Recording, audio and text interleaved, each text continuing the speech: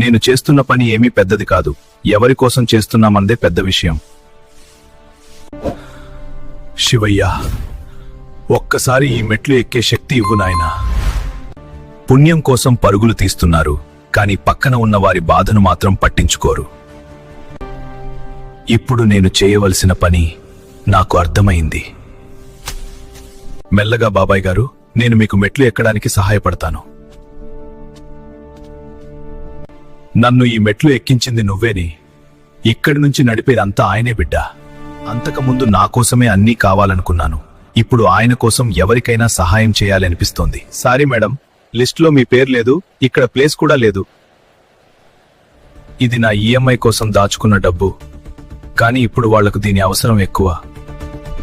ఇవాళ అన్నదానంలో వాళ్ల పేరు యాడ్ చేయండి బ్రదర్, నా పేరు అవసరం లేదు.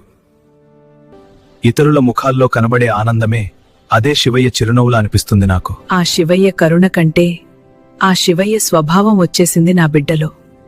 నువ్వు చేసేదేదో నువ్వు చేస్తావు కదా, నాకు అర్థమైంది శివయ్య. నిజమైన భక్తి అంటే దీపం పెట్టడం కంటే పక్కవారి ఆకలి తీరితేనే ఆ శివయ్య సంతోషిస్తాడు.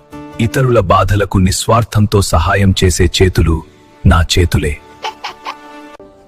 ఇక నుంచి సేవ అనేది నేను చేసే పని కాదు, నా జీవితంలో మొదటి ప్రిఫరెన్స్ దీనికే.